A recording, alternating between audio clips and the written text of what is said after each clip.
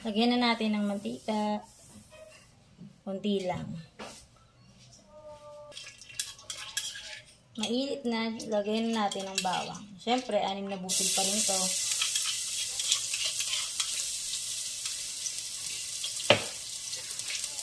Haluin para di masunog. Masyado malakas pala natin na natin.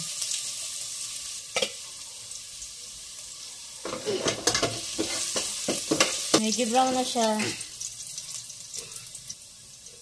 Lagyan natin ng sibuyas. 3 maliliit lang to.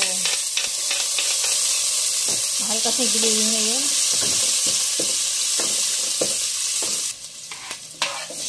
Kailangan maraming kamatis para mas masarap.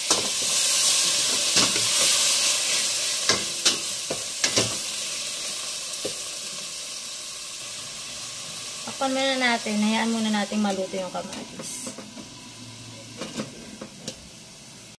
Buksan na natin.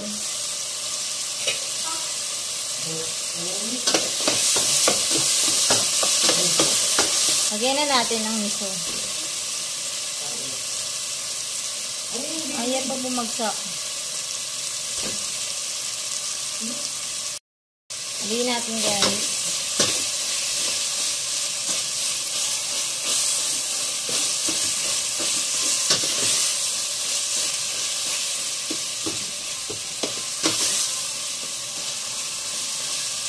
Turugin natin yung kamatis para malasa siya pag naluto. Asin.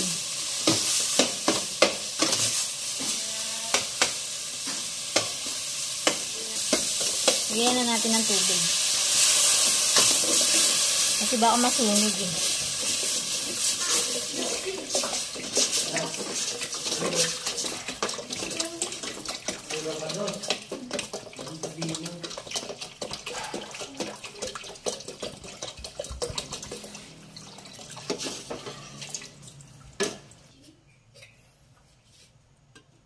Takpan muna natin guys. Antayin natin kumulo.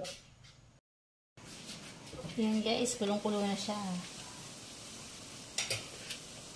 Lagyan na natin ang bangus. Prito na yan. Hindi ko lang pinakita yung pagprito kasi para ako nakikipaglaban.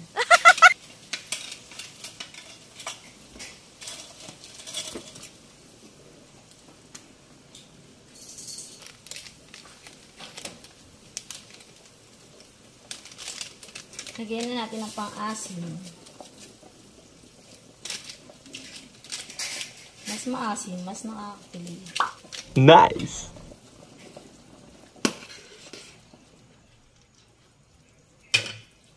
Takpan muna natin. Kulong-kulo na siya.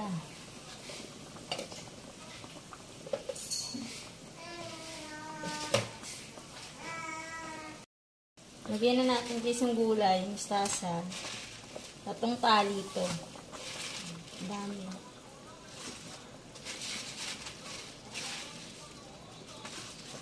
Siyempre mas masarap pag maraming gulay.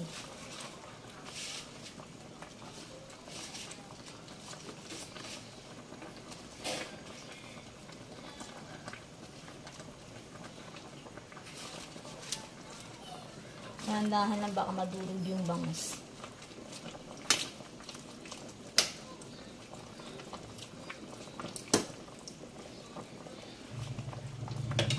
Lagyan natin yung asin, 1 kutsara. 3 siling green.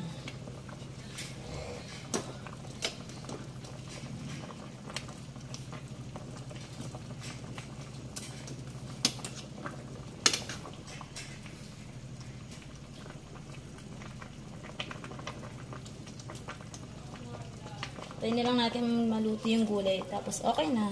Kain na na.